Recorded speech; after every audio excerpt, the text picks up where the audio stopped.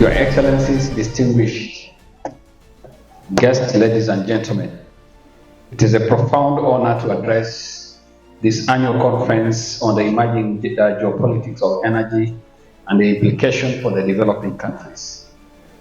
We meet at a defining moment in history, one shaped by profound transformations in how the world produces, distributes, and governs energy. These shifts carry far-reaching consequences for development, diplomacy, and global stability, demanding that we rethink not only our policies, but also our collective purpose in securing a just and sustainable energy future. As the High Commissioner of Kenya, of the Republic of Kenya to the Federal Republic of Nigeria, I'm proud to represent a country deeply committed to sustainable development, regional cooperation, and shared vision of an energy-secure Africa. Kenya's experience demonstrates that with right policies, partnership, and governance, African nations can lead the global clean energy revolution. Ours is a story of resilience, innovation, and determination, a testimony that the future of energy can indeed be Africa-led and globally admired. The geopolitics of energy in 2025 is characterized by both unprecedented disruption and immense opportunity. The transition from the fossil fuels to renewables, propelled by more than $2 trillion in clean energy investments, is redrawing the contours of power and influence. Solar and wind energy are projected to provide more than half of the global electricity by 2050. Yet this transformation remains uneven. Across sub-Saharan Africa, over 600 million people still live without electricity, while climate shocks, infrastructure deficits, and uneven investments threaten to limit electrification to just 70% by 2030. To turn these challenges into opportunity, Africa must bridge the widening gap, what others will call the green divide, where clean energy investments continue to favor parts of Asia and the West. Mechanisms such as European Union's Global Gateway and the United Nations Framework Convention on Climate Change, Green Spirals, offer pathways for North-South cooperation. But Africa's true transformation will depend on our own agency, on innovation rooted in our realities, and partnership anchored in fairness and shared benefits. As Africa navigates this complex new era, our collective approach must be guided by 4 key principles that balance ambition and realism. The first is strategic realism, ensuring our energy transition are shaped by local context, aligned with national priorities, and responsive to the twin goals of reliability and affordability.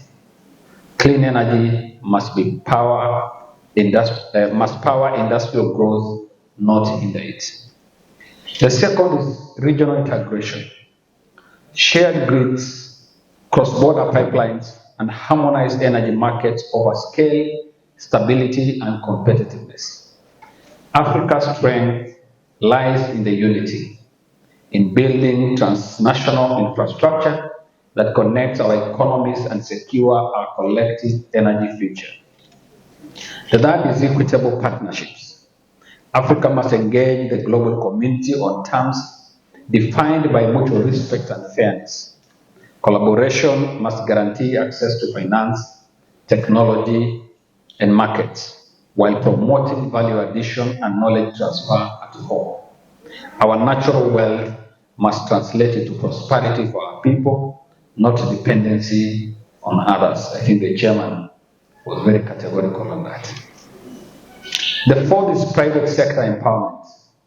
Entrepreneurs, investors, and innovators are the real catalyst of transformation.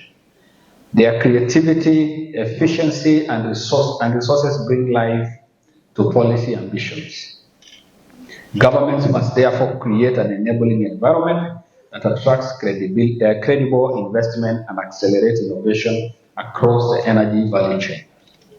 Anchored on these principles, Africa can transform its vast solar, wind, hydro, and geothermal potential into engines of growth and sustainability.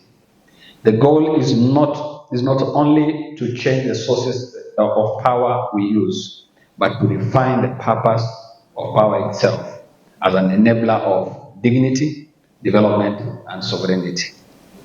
Kenya's own experience offers instructive lessons. Over the past 2 decades, deliberate policy choices have positioned Kenya as a continental leader in renewable energy.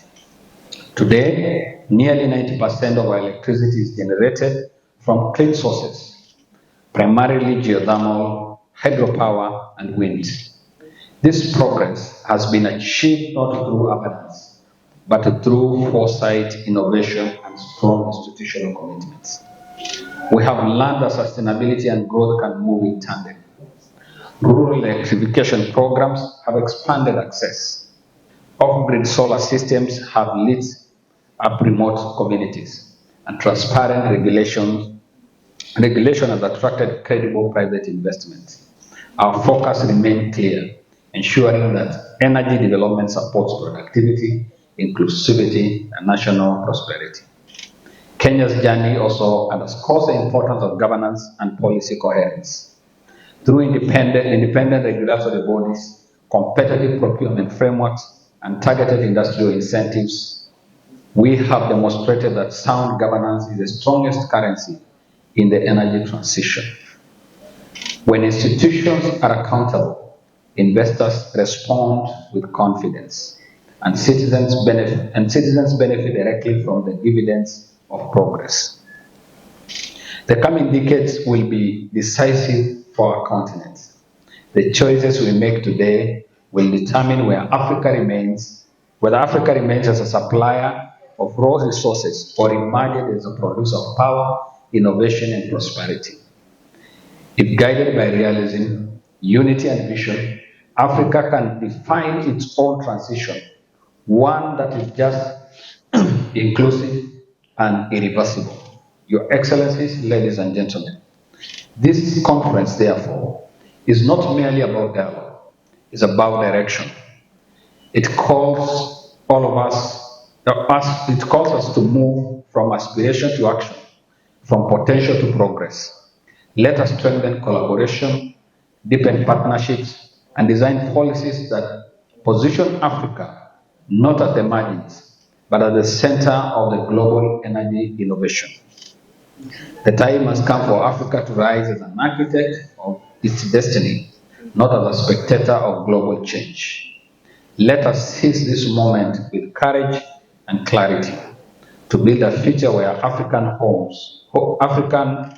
is lit, every African home is lit, every industry powered, and every nation energy secure. The energy transformations unfolding today will shape the next century as decisively as oil shaped the last. Success will belong not to those with the largest reserves, but to those with the clearest strategies, strong institutions, and boldest partnership. African moment has arrived. Let us live with purpose, act with unity, and move with conviction, so that the story of the 21st century is one written in the light of African leadership, innovation, and shared prosperity. Thank you very much. And allow me to, before I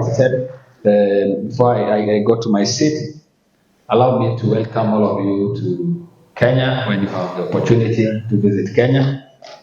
And just to inform that as of 1st of July this year, the government of Kenya waived all the visa requirements. That is what we used to have electronic travel authorization for almost all, almost all African countries. So Nigeria now can visit Kenya and stay for 60 days without a visa.